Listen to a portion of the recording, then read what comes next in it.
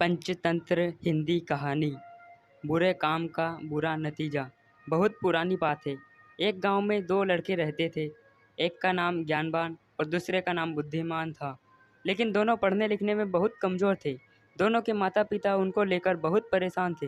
उन्होंने ज्ञानवान और बुद्धिमान को अच्छी शिक्षा देने के लिए बनारस भेज दिया। ज्ञानवान और बुद्धिमान ने बनारस में कुछ वर्ष रहकर अध्ययन किया। अब दोनों ही अच्छी शिक्षा ग्रहण कर विद्वान हो चुके थे। विद्वान होने के साथ ही उनमें इस बात का घमंड भी आ गया था कि वे बहुत विद्वान हैं। हर जगह दोनों ही अपने को श्रेष्ठ और दूसरे को नीचा दिखलाने पर प्रयत्न करते थे। दोनों को कई बार उनके शिक्षक ने इस बारे में समझाया, किंतु दोनों अपने को श्रेष्ठ समझते थे। शिक्षा खत्म होने के बाद दोनों को बनारस से अपने गांव वापस लौटना था। रास्ता बहुत लंबा था। चलते चलते उन्हें रात हो गई और उन्होंने एक गांव में अपना डेरा डाला। गांव के जमींदार को पता चला कि उनके गांव में बनारस के विद्वान आए हुए हैं। जमींदार साहब ने दोनों विद्वानों को रात्रि विश्राम और भोजन के लिए अपने घर आमंत्रित किया। ज्ञानवान और बुद्धिमान दोनों जमींदार के घर आ गए।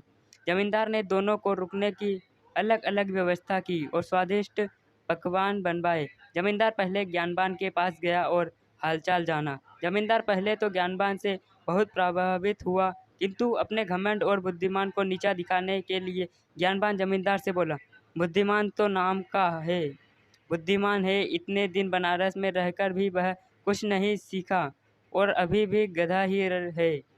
ज्ञानवान की बातें जमींदार को अच्छी नहीं लगी।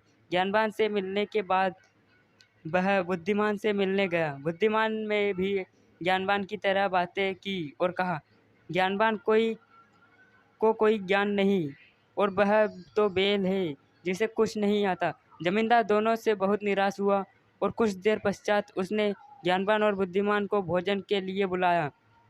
दोनों भोजन के लिए आए और जब दोनों को थालियां परोसी गई तो थाली में घास और भूसा था। थालियां देखकर दोनों जमींदार पर बहुत क्रोधित हुए। बोले, आपने यहाँ हमें बेइज्जत करने के लिए बुलाया है? क्या हम कोई जानवर है जो आप हमें भूसा और घास खिला रहे हैं?